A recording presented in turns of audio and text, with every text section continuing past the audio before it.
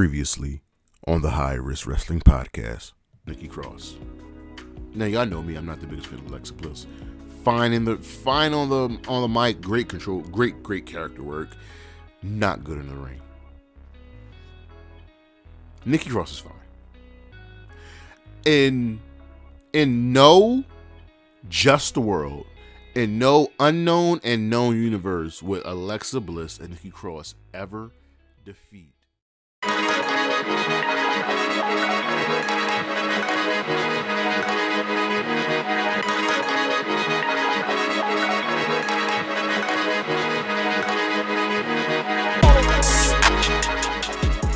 Good afternoon, good morning, good evening, everybody. It is Saturday, October. It is not October, it is March 25th, and you know what that means. It is time for the High Risk Wrestling Podcast. I am your host. I thought I was ready. I'm hoping to get ready. Jeremy Pierce, welcome, one and all. And as always, you know you can catch me out on the socials, Charismatic Creations on Facebook and YouTube, Charismatic_Creations52 on Instagram, and the 215 on Twitter. Got back from seeing a sneak preview of the Dungeons and Dragons movie. Check it. That's out. There will be plenty of movie reviews going up in the next couple of days. John Wick review was already live. But for today's show here on the High Risk Wrestling Podcast, we're going to talk about why WrestleMania moments mostly don't matter. It's a little tied to last week's show, but for now, you know what's next, so just go on and hit my music.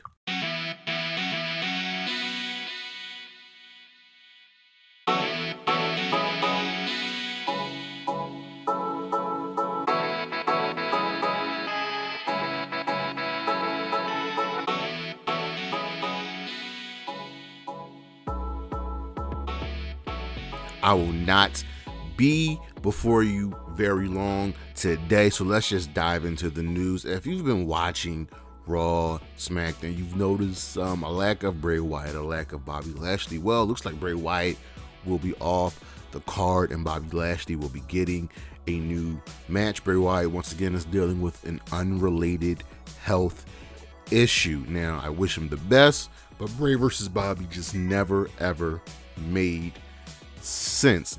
Now he will be back because, as you know, they invested a lot of time into his return, so we'll have to just wait and see what's next for him. WWE, they want to pause a WrestleMania fan injury lawsuit. WrestleMania 38 took place at AT&T Stadium in Austin, Texas, and a fan was injured. He filed a lawsuit against the WWE as he lost hearing in one of his ears due to the show, and he wants compensation. The WWE are looking to delay the lawsuit and move it into the District Court of Northern Texas. So we'll keep you posted on that. Monday Night Raw saw an increase in their ratings this past week. They did 1.77 million viewers with a 0.555 in the 18 to 49 demo. That's slightly up from last week in both the viewership and the demo. So look, we're on our way to WrestleMania. Viewership needs to be rising. Excalibur and Paul London are both set for the GCW Game Changer Wrestling Hall of Fame. They will be joining Christopher Daniels, Cheerleader Melissa, Jimmy Jacobs, and Mike Modest. This is just really, really good. You know these names. I know these names.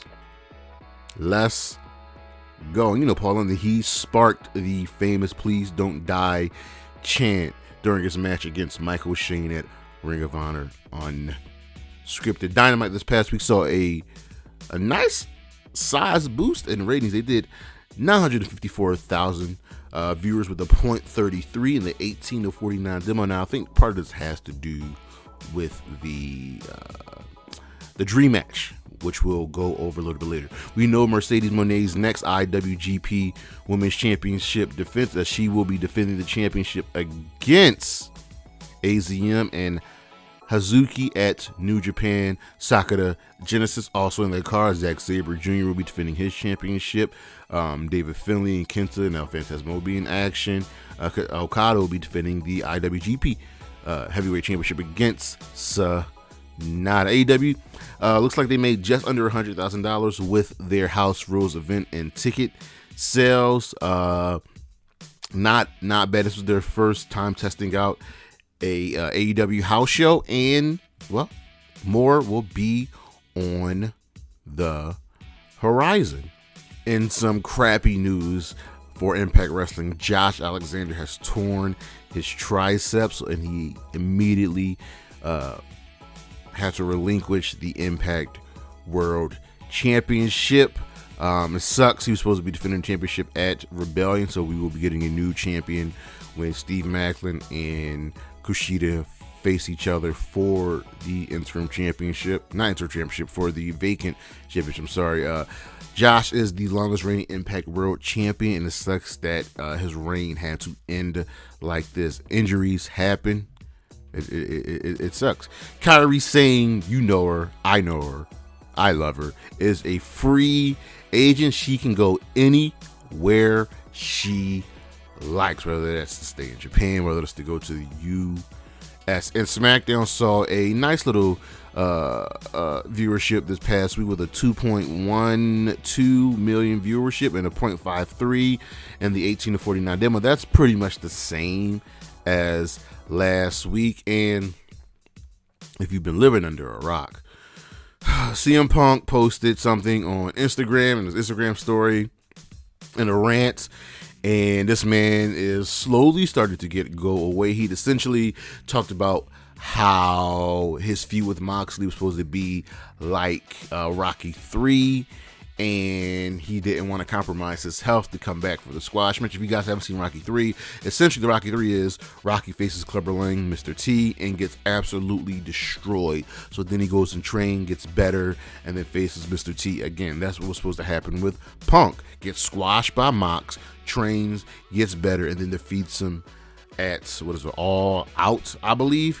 So yeah, he just was with it now. There's heat between Mox and Punk, and if you got a heat with Mox, then you're doing something wrong. Dude's pretty much a professional, and Punk is tired of the drama. Putting on Instagram once again during the story that he's too old for this. And listen, he called out Jericho, he called out Mox, he called out Tony Khan, and Jericho's not having any of it. He's annoyed.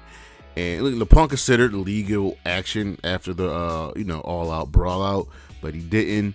And he's not cleared for injury just yet. He was supposed to be cleared already, but it looks like there's still some things he's got to work out, and it's just not a good look. Essentially, I don't know what's next for Punk, but he's not doing himself any favors. That's the news. We'll be right back.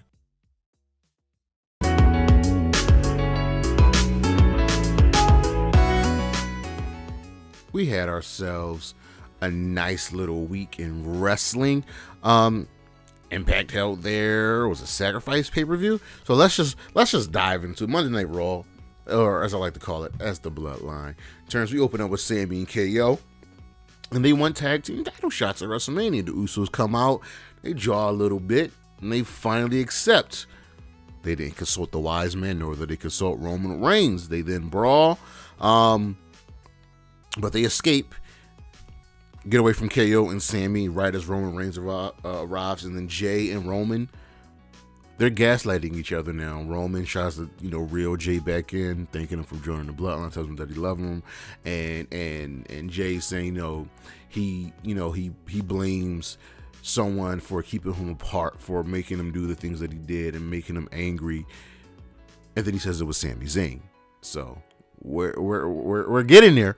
We're getting to Austin Theory's defeat Montez Ford, Omar Squash, Mustafa Ali. We had an Impulsive TV. So Logan Paul finally is leaning into his him being a dick, him being a douche, and it ends with Seth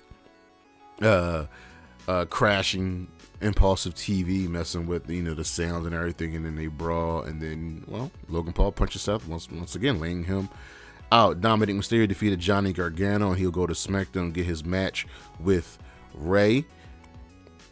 Edge wants the Demon at WrestleMania, so it looks like we're going to get Demon Finn versus Brood Edge at WrestleMania. Rhea Ripley had her promo interrupted by Damage Control, which leads to a match between Bayley and Rhea. And essentially what happened was Rhea talked about Charlotte being, trash, not a leader, this, that, and the third. And Bayley and Damage Control comes out. Bayley's like, listen, I've defeated Charlotte at WrestleMania. Why don't you ask me for pointers? So they have a match. Rhea wins with an assist from Lita, Trish, and Becky. We'll see where this goes. She acknowledges, the legends in Becky, whereas we continue the 6-woman feud. Chad Gable finds Otis during a photo shoot, finally gets him to come to the ring with him for his match, but Otis leaves, leaving with Maxine Dupree once again. And Chad Gable loses his match to Ricochet. Asuka and Bianca Belair defeated Chelsea Green and Piper Niven. Carmella wasn't there for some reason. Asuka attacks Bianca after the match. This feud sucks. And in the main event segment, Cody and Roman have added. Roman runs down Cody once again, but this time Cody's got something from yo, I want to make you remember what it's like to lose. And then once you lose those championships, Jay leaves you. And Roman and Jimmy leaves you, and your wise man goes back to being an advocate. And Solo's just staring Cody down. Cody's like, listen, you think you're ready. You're not ready. You're not.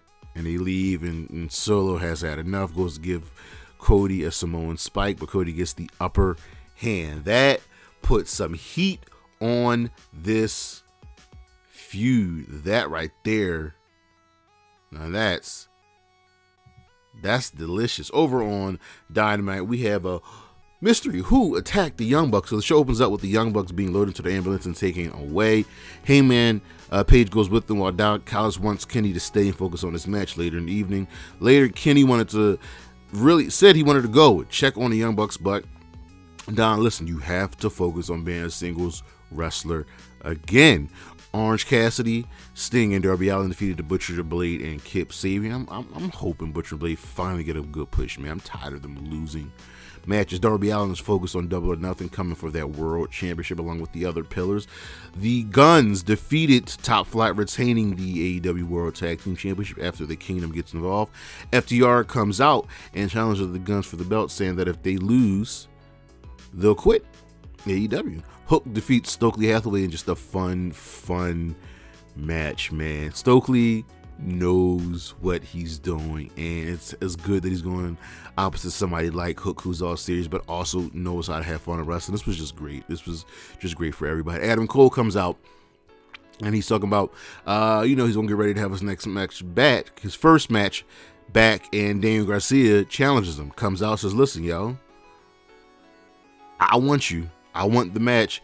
And he slips up, calls himself a pro wrestler. Then he had to correct himself, call himself a sports entertainer. Adam Cole accepts.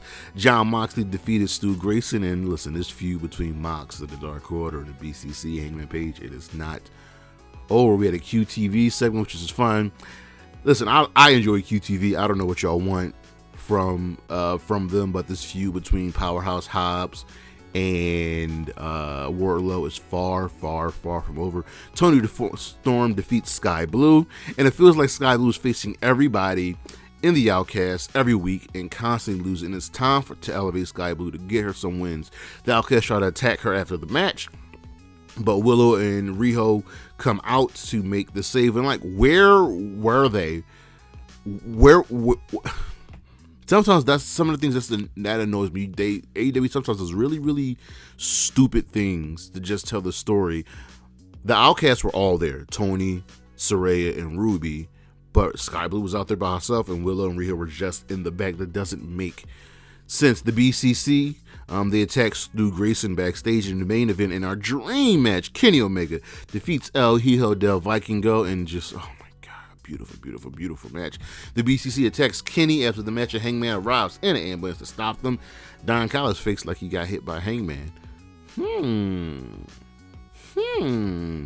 Now, do we know for a fact if Kenny watches the show? Because Jericho's made it known that he watches the show. Other people have made it known that they watch the show. So we'll see what happens next week. Over on Impact, we had our go-home show for Sacrifice. Time Machine defeated the Design. The Coven says that the Death Dials were wrong, and they proved them wrong. Deonna Purrazzo defeats Team Shaw. She defeated Savannah Evans, and the Team Shaw attacked her after the match, and they stood tall. The Death Dials aren't scared of the Coven, and Taya gets written off of TV as she was taken into a coffin. Masha Slamovich and Bully Ray defeated Mickie James and Tommy Dreamer. Jordan Grace made the save, but accidentally spared Mickey. Moose and Brian Myers defeated Joe Hendry and Dirty Dango. And in the main event, we had a nice little conversation between Josh Alexander and Steve Mack. But as you all know, Josh Alexander is no longer the world champion as he is injured and has to relinquish the belt. So we go to Sacrifice, and it's a really, really good show because that's what Impact does. Speedball Mike Bailey defeated Jonathan Gresham. Joe Hendry retained the Impact Junior Media Championship over Brian Myers. Mickie James can't compete tonight or at Multiverse United, but she will still remain champion because her injury doesn't seem as super serious. Deonna Purrazzo defeated Gisele Shaw. Tasha Steelz returns and fights off Team Shaw, so Tasha Steelz is a face now. PCO defeats Kenny King. Trey Miguel retains the X Division Championship against Lindsay Dorado. The Bullet Club defeated TMDK.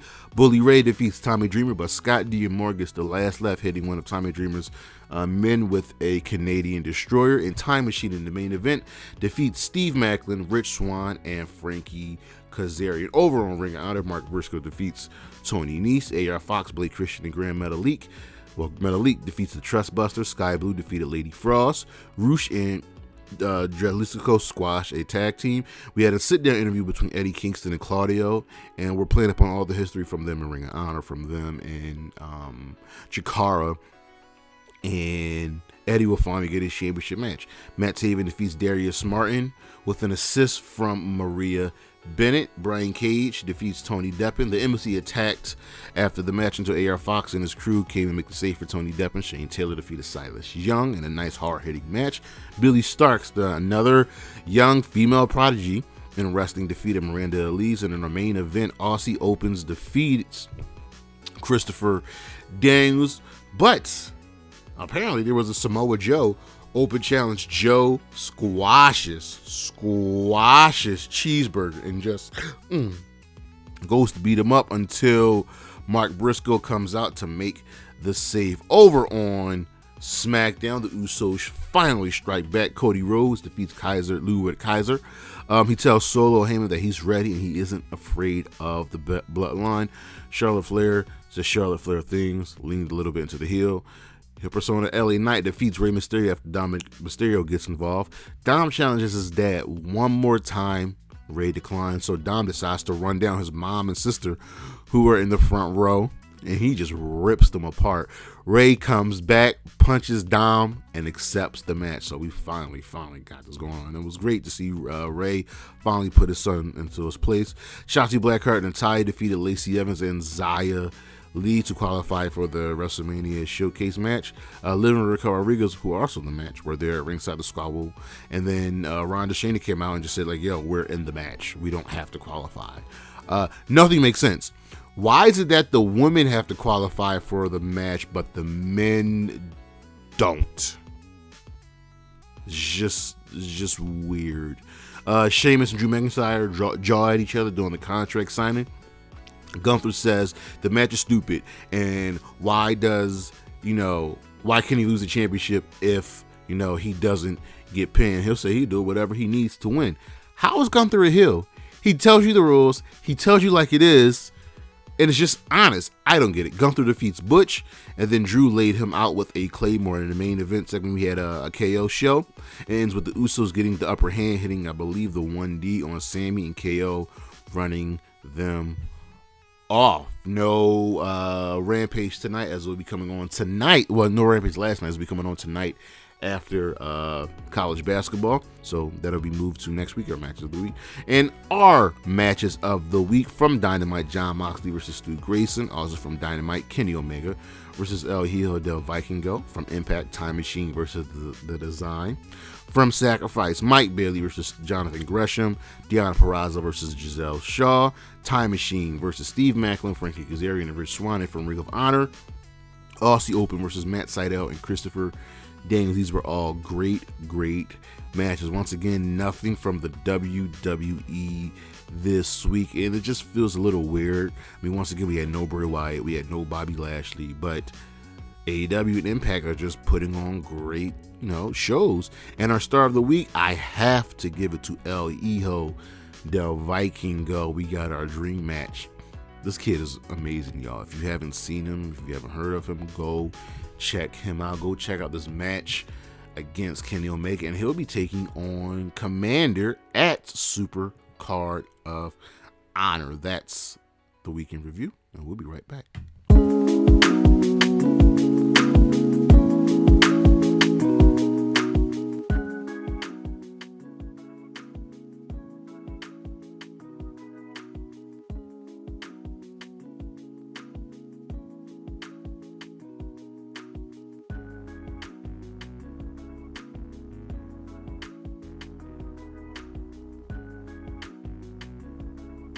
I'm not going to be before you very long, and I wanted to touch on WrestleMania moments. For years and years and years now, we've been hearing about how everybody wants to make their WrestleMania moments. They want to leave their mark, leave an indelible mark. And we're starting to be conditioned into believing that it's not about the win. It's not about the loss. It's about the moment. And yes, making moments are great in sports and sports entertainment and life and movies. Moments are everything. Moments are what we remember. But do we remember how we got to that moment? Do we remember the aftermath of that moment? So I wanted to talk to you today all about why WrestleMania moments mostly don't matter. And I put the caveat in there of mostly, because I'm a little bit old school. I'm a little bit new school. I'm a very, very nice amalgamation of it all. And yes, I remember the moments. I remember Eddie Guerrero, Chris Benoit hugging. I remember The Undertaker returning at WrestleMania 20. I remember Bryan Danielson celebrating winning the World Championship. I remember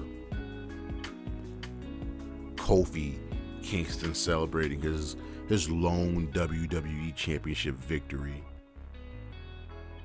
with the New Day.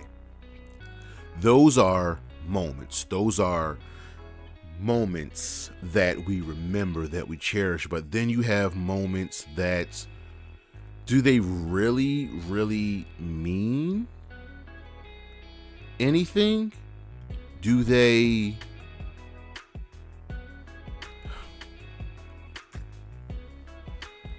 Let's start with something that's been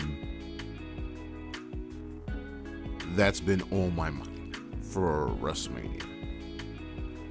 So remember our last two shows, we were looking at WrestleMania matches and who should have won, right? And that can also just be an add-on to this show. So I'll start with Ryback. We know Ryback. Ryback was on his way to being a star, right? And at WrestleMania, he was facing Mark Henry. Now you would think that Ryback would win the match, that Ryback would make his mark and be here to stay. Now we're not going to look at the here and the now. We're going to look at that match. Mark Henry won the match, and I remember watching it, thinking to myself, you guys are trying to make, Ryback a new star, maybe make Ryback the new Goldberg, but he lost. He lost the match. But it was about making a moment. So he gives Mark Henry, after the match, he gives Mark Henry a shell shock. That was the moment. That was the moment for Ryback. But ultimately, what did that moment prove? Because he lost the match and didn't do anything after that. Here's another moment.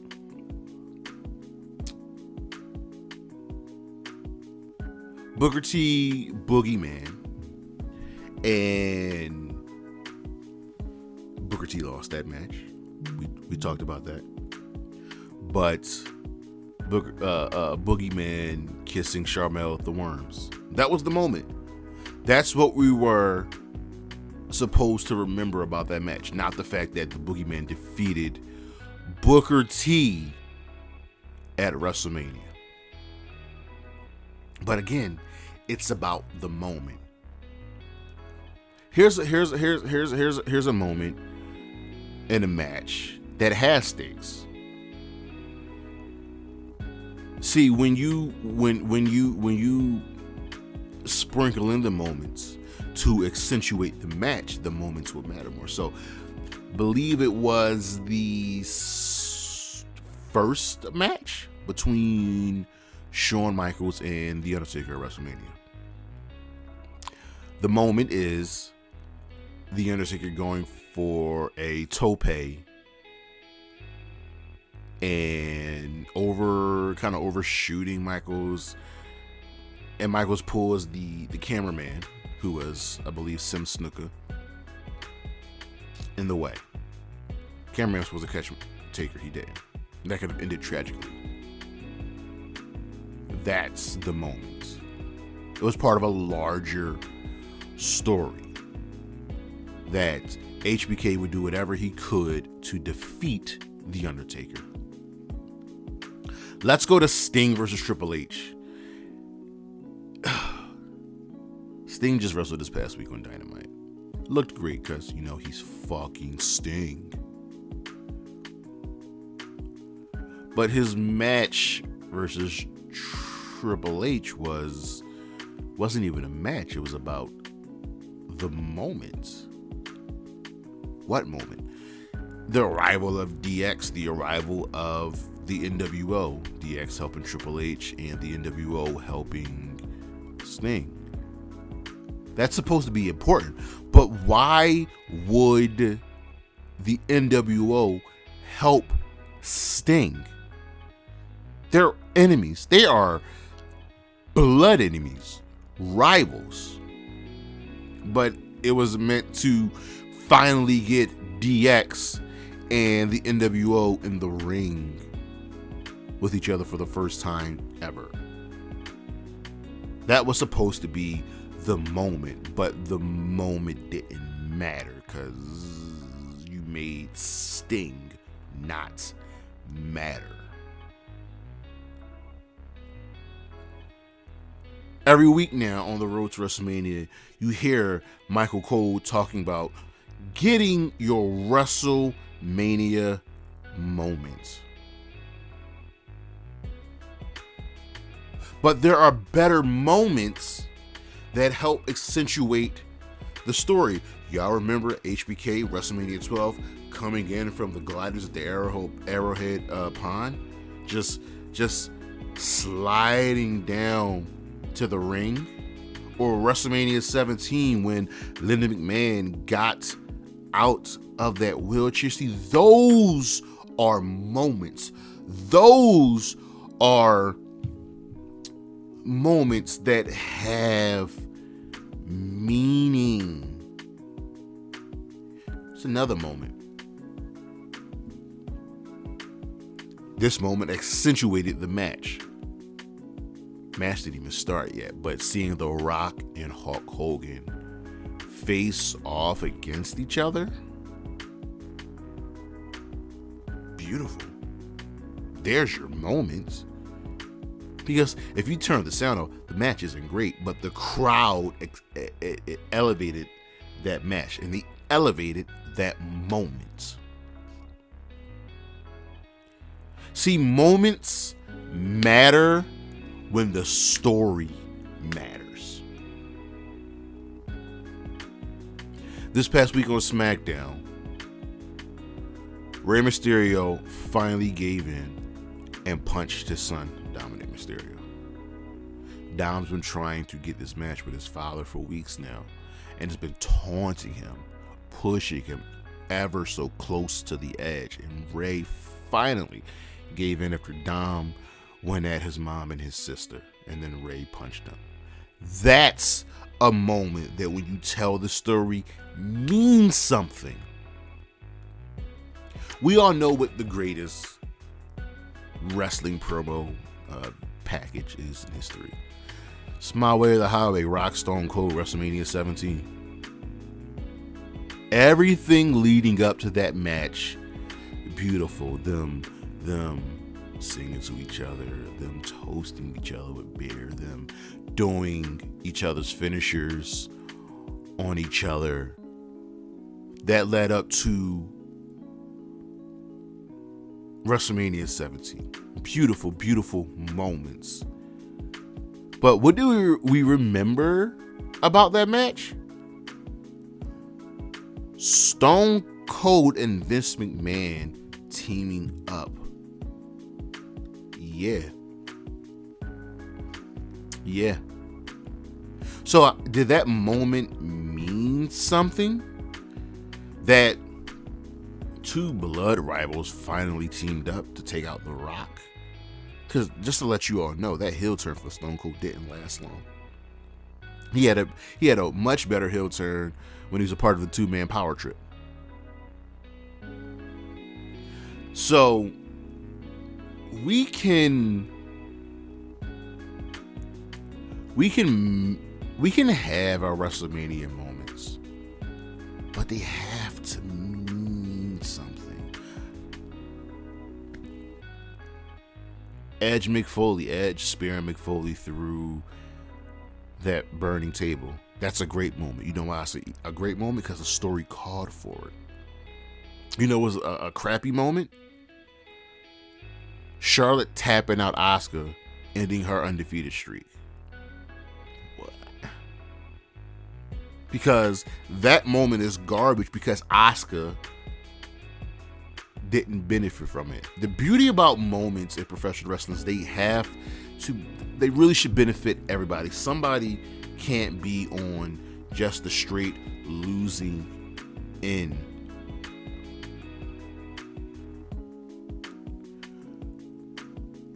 We have to pay attention. And we have to say, hey, stop telling us that it's just about the moment. Stop telling us that the match doesn't matter. We're getting the Usos versus Kevin Owens and Sami Zayn for the Tag Team Championship at WrestleMania.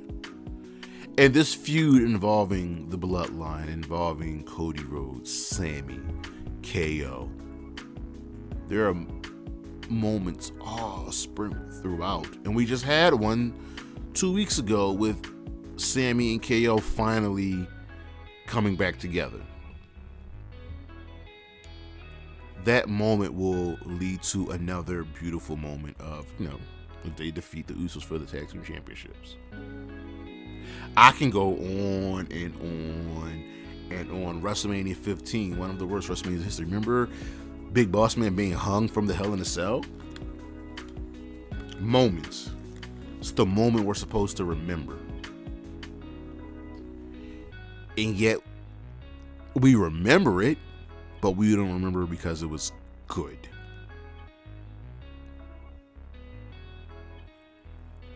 I want more. I want more than just a moment. And yes, recently we've had some good moments, but honestly, they're not great moments. Now, whatever goes down between Cody and Roman, that will have some good moments. That will be a good moment. We can see some returns at WrestleMania. Even better moments. We have to start learning that wins and losses matter. We have to get the WWE to start treating wins as losses as something important. Prime example is, for the last couple of weeks, even months, we've been getting Solo Sikoa matches. Who hasn't been pinned? But he's faced KO, he's faced Sammy, he's faced Sheamus, he's going to face Cody on Monday. You're giving us these matches where they should mean more, because we're going to get a good moment when Solo finally gets pinned. So at WrestleMania, when you're watching WrestleMania Night 1, Night 2, these matches, pay attention. Will we be getting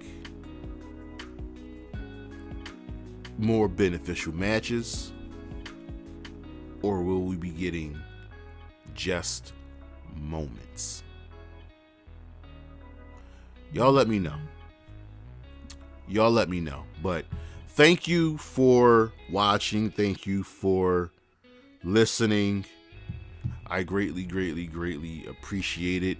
Next week's show, we will be looking at the importance of Mania-like shows. Don't forget to check out the socials, Charismatic Creations on Facebook and YouTube, Charismatic_Creations52 on Instagram, the 215 on Twitter, and as always, Shotzi Blackheart, Zia Lee, Willow Nightingale, Bailey, and Gigi Dolan. Holla at your boy. Peace.